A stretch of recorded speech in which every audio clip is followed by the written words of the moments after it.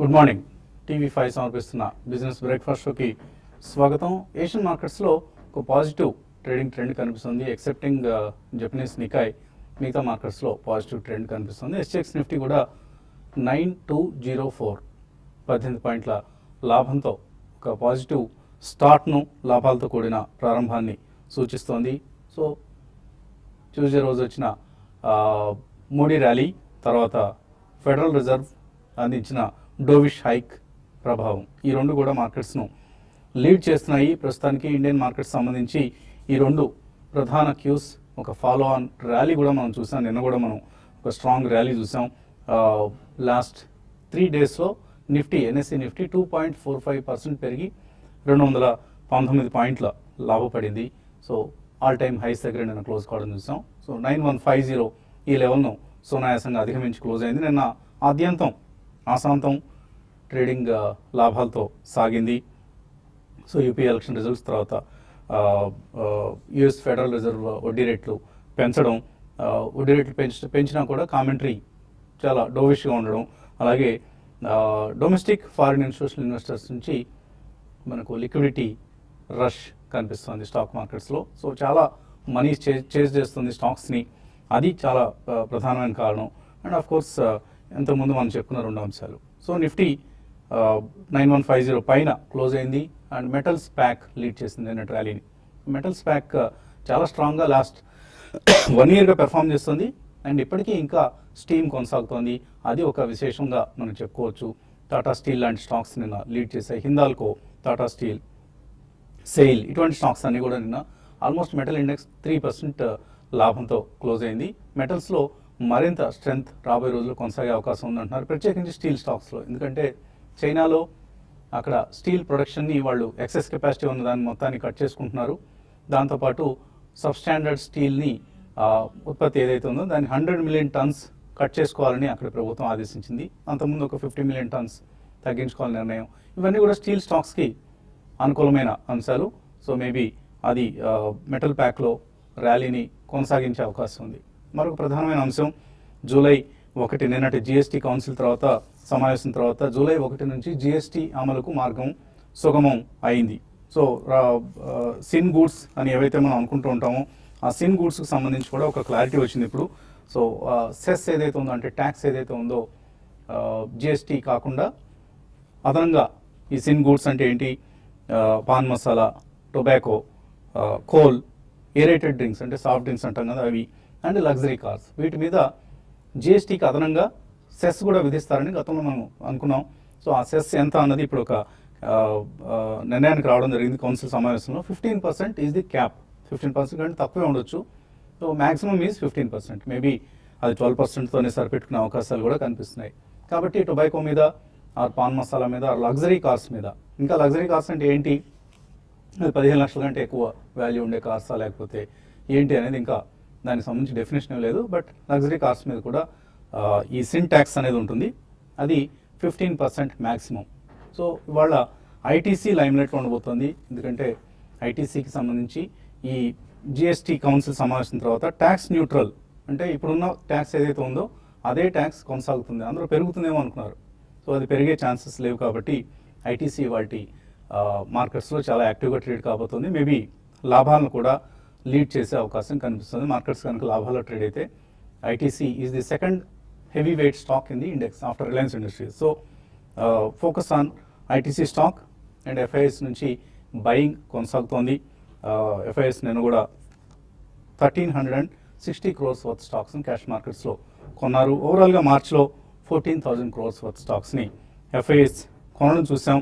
So individual స్టాక్స్లో అయితే ఇక ఏ స్టాక్ ఆ స్టాక్ ఒక తనకంటూ ఒక బులిష్ ప్యాటర్న్ క్రియేట్ చేసుకుని ముందుకు వెళ్తున్నాయి. For instance housing finance companies. అలాగే నిన్నటి stock of the day Reliance capital. So almost 8.5% పెరిగింది. ఎందుకంటే నేను ఒక కాలర్ కూడా రిలయన్స్ క్యాపిటల్ గురించి అడగటం జరిగింది. సో అతనికి మనం అభినందిద్దాం. He has got the trend. Market ప్రారంభానికి ముందే రిలయన్స్ క్యాపిటల్లో ఏదో ఒక డెవలప్మెంట్ జరుగుతుందట కదండి. సో దాన్ని ఎలా తీసుకోవాలి మనం అడగటం జరిగింది. సో నేను అనలిస్ట్ మీట్లో అనిల్ అంబానీ ఆయన సన్ ఇద్దరు పార్టిసిపేట్ చేసి కొన్ని గైడ్లైన్స్ ఇచ్చారు. రాబోయే రోజుల్లో లీడర్షిప్ చేంజ్ ఉంటుందని, కోర్ బిజినెస్ మీద ఫోకస్ ఉంటుందని, అలాగే హెల్త్ కేర్ బిజినెస్ లాంటి వాటిని హై ఆఫ్ చేసి లిస్ట్ చేస్తామని ఇలా రకరకాల ప్రకటనలు ఇవ్వడం జరిగింది. దాంతో రిలయన్స్ క్యాపిటల్లో నిన్న చాలా స్ట్రాంగ్ డెట్ తగ్గించుకుంటాం అనేది మరొక ప్రధానమైన ప్రకటన రిలయన్స్ క్యాపిటల్. సో 600 రూపీస్ దాటిపోయింది. అలాగే రిలయన్స్ ఇన్ఫ్రా కూడా నిన్న లైమ్ లైట్లో ఉంది. PC jewellers, India bulls ventures, ఇటువంటి స్టాక్స్ అన్నీ ఒక బులిష్ ప్యాటర్న్ని మనకు ఇండికేట్ చేస్తున్నాయి. సో మనం చాలా కాలం చెప్పుకుంటూ వస్తున్నాం మార్కెట్స్ పట్ల బులిష్గా ఉండండి, కొనుక్కోండి, ఎప్పటికప్పుడు డబ్బులు సిద్ధంగా పెట్టుకొని కొనుక్కోండి అంటూ. ఎవరైతే లాస్ట్ 1 yearగా మార్కెట్స్లో బులిష్గా లేరో వాళ్లకు మా ప్రగాఢ సానుభూతి తెలియజేస్తున్నాం. సో 10 సెకండ్లు మౌనం పాటిద్దాం వాళ్ళకి.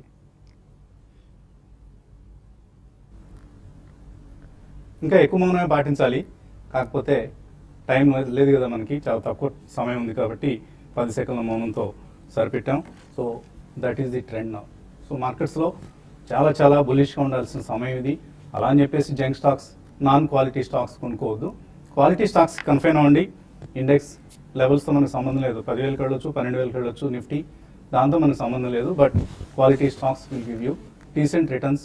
ఈవెన్ మ్యూచువల్ ఫండ్లో ఇన్వెస్ట్ చేసినా తప్పలేదు. మనం స్టాక్ పికింగ్ మనకు తెలియదు అనుకుంటే, ఎంతమంది మొన్న మనం అనుకున్నట్లుగా ఈ BS 1000 మ్యాగజైన్ సంపాదించారు స్టాక్ పికింగ్కి. This is one way of doing it అని చెప్పుకున్నాం మనం. సో బిజినెస్ స్టాండర్డ్తో పాటు అందిన ఈ BS 1000 బుక్లో చక్కగా ఏ కంపెనీలు బాగా పెర్ఫామ్ చేస్తున్నాయి ఇండియన్ ఎకానమీలో అన్న అంశాన్ని వాళ్ళు ర్యాంకింగ్స్ ఇవ్వడం జరిగింది. సో అందులోంచి మనం కొన్ని స్టాక్స్ పిక్ చేయగలిగితే చాలు. మనం ఏదో చాలా పెద్ద లిస్ట్ పట్టుకొని చేయాల్సిన అవసరం కూడా లేదు. చాలా క్లియర్గా ఏ కంపెనీ ఏ పారామీటర్స్ ప్రకారం, మొన్న జగన్నాథన్ గారు మన ఫండమెంటల్ అనాలిసిస్ వర్క్షాప్లో చెప్పారు, కొన్ని parameters, return on equity, return on net worth, or price to book value, PE ratio, ఇలాంటివన్నీ, ఎబిటా మార్జిన్స్, ఇలా కొన్ని పారామీటర్స్ చెప్పడం జరిగింది. ఆ పారామీటర్స్ అన్నిటితో పాటు ఇంకా మరెన్నో పారామీటర్స్ ఆధారంగా ర్యాంకింగ్స్ ఇచ్చారు. వీలైతే సంపాదించిన బుక్, లేకపోతే మాకు చెప్పండి, ఏదైనా ప్రయత్నం హెల్ప్ చేసే ప్రయత్నం చేస్తాం. మార్కెట్స్ పరిస్థితి గురించి మాట్లాడడానికి అనలిస్ట్ మనతో సిద్ధంగా ఉన్నారు. సో ఫండమెంటల్ అనాలిసిస్ వర్క్షాప్ రోజు మనం అనుకున్నట్లే మార్కెట్స్లో చాలా చాలా బులిష్ ట్రెండ్ చూస్తున్నాం. అండ్ ఆల్ టైమ్ హైస్ దాటిపోయాయి. Nifty, bank Nifty, Nifty junior, Nifty mid cap, ఇలా Nifty infra, in fact. So real estate stocks lime లైట్లో ఉన్నాయి. సో ఏ సెక్టర్ కా సెక్టర్ ఒక బులిష్ ప్యాటర్న్ కనపరుస్తున్న సమయం ఇది. ఇటువంటి ట్రెండ్ మనం చాలా రేర్గా చూస్తూ ఉంటాం.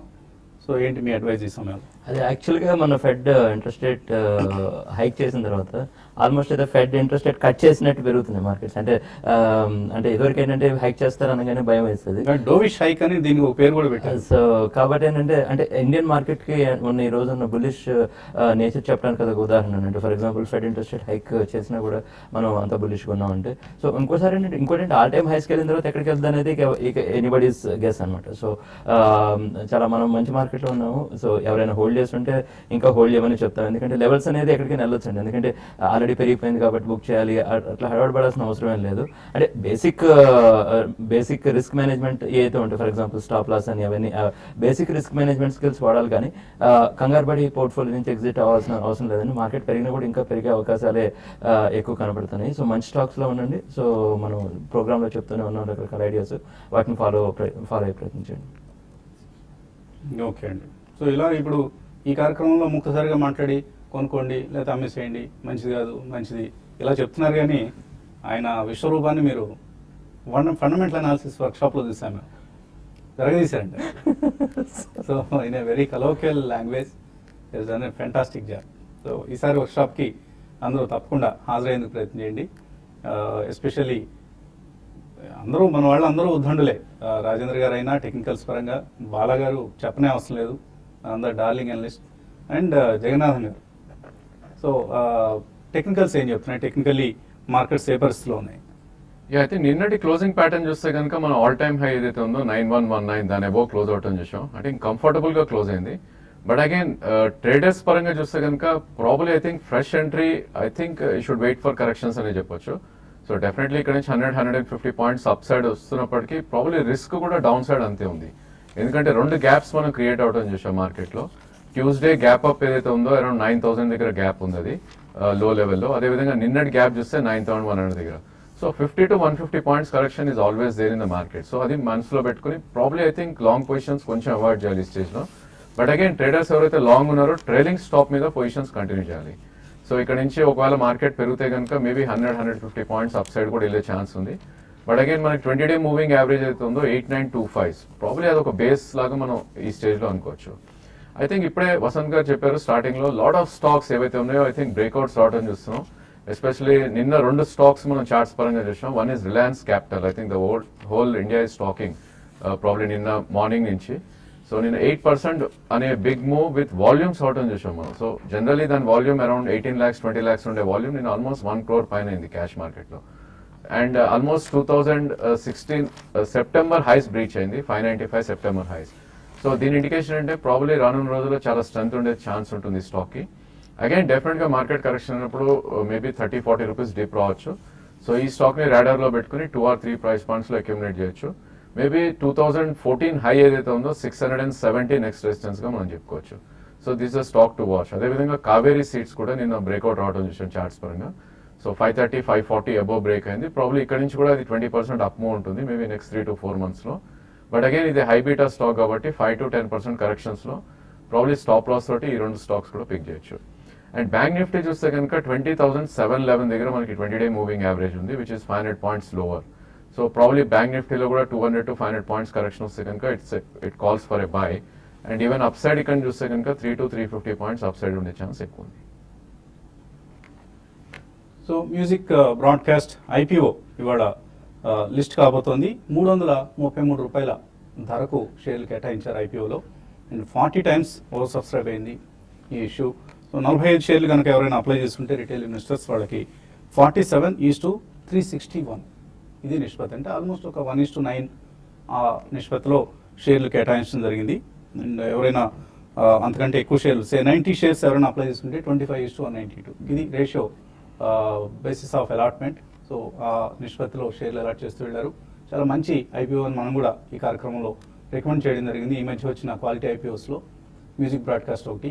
సో మ్యూజిక్ బ్రాడ్కాస్ట్ షేర్స్ ఏ ధర దగ్గర లిస్ట్ కాబోతున్నాయి, గ్రే మార్కెట్ ట్రెండ్స్ బట్టి చూస్తే మేబీ సమ్వేర్ అరౌండ్ 380-400 రూపీస్ దగ్గర లిస్ట్ అయ్యే ఛాన్స్ ఉందని అనిపిస్తుంది. Maybe latest wait and see, ఇంకొద్దిసేపట్లో తెలుస్తుంది కదా. సో ఎవరికైనా మ్యూజిక్ బ్రాడ్కాస్ట్ షేర్స్ అలాట్ అయి ఉన్నా లేదా లిస్టింగ్ సమయంలో కొందామని వెయిట్ చేస్తున్న వాళ్ళు ఎవరైనా ఉన్నా కూడా ఒకసారి కన్నేసి ఉంచండి ఏ ప్రైస్లో లిస్ట్ అవుతుందన్న అంశంపై. ఇంకా ఇన్వెస్టర్స్ నుంచి కాల్స్ మెయిల్స్ స్వీకరించబోయే ముందు చిన్న బ్రేక్ తీసుకుందాం.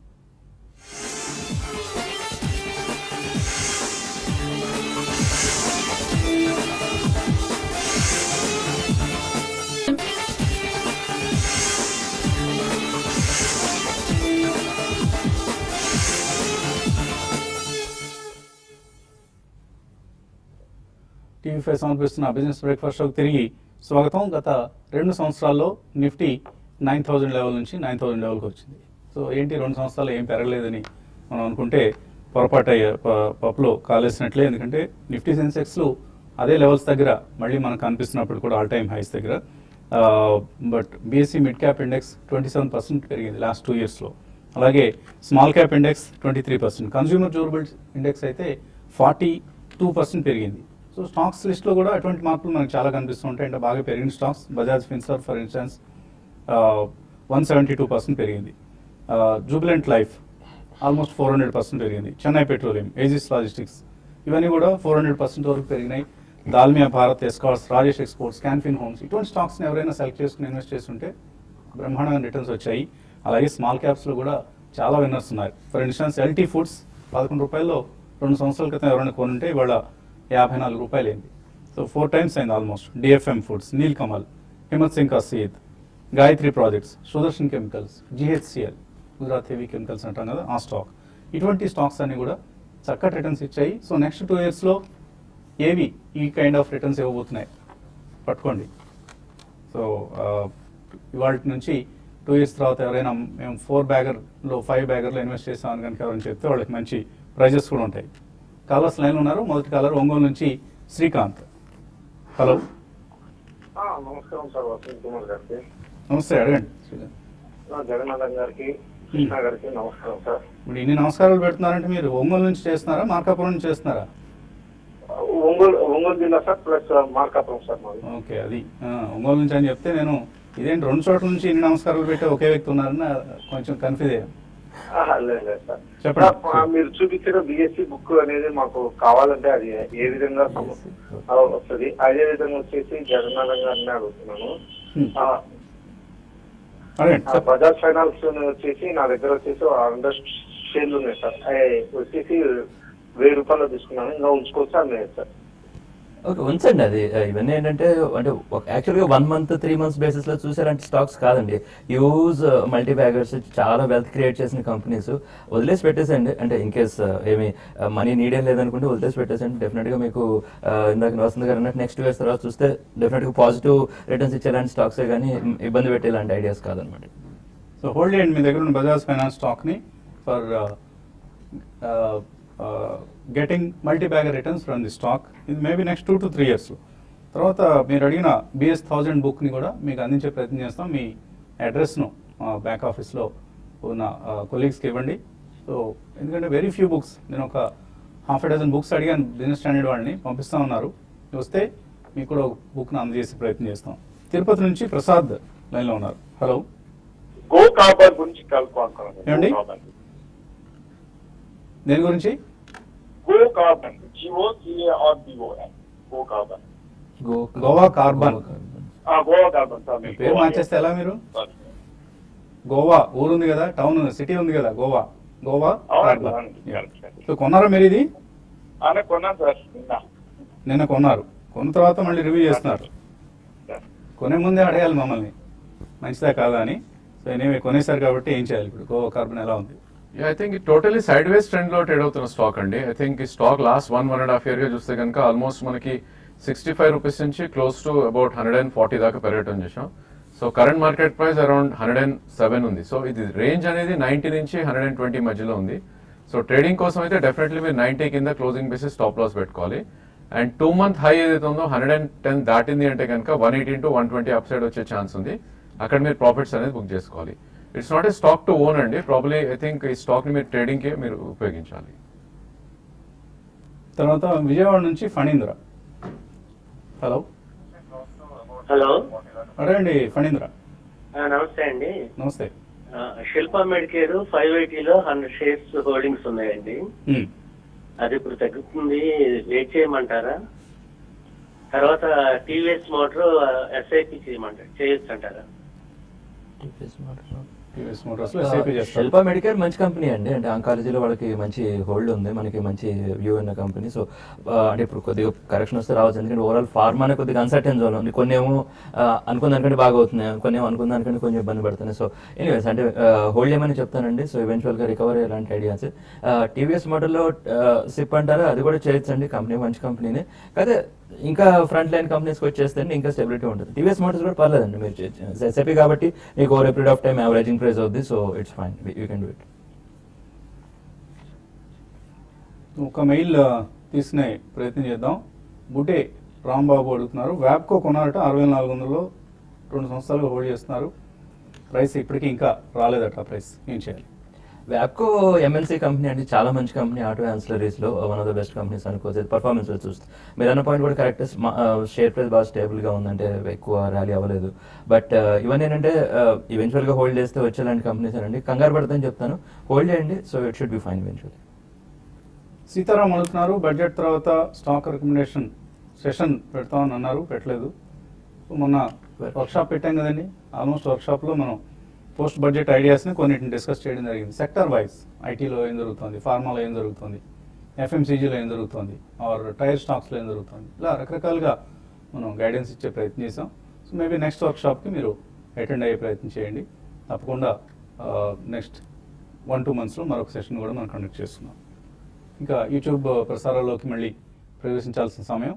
స్టూడియో చేంజ్ అవుతుంది కాబట్టి ఒక 2-3 నిమిషాలు డిలే ఉంటుంది. సో ఒక 3 minutes తర్వాత మళ్ళీ కలుద్దాం. Keep watching TV5.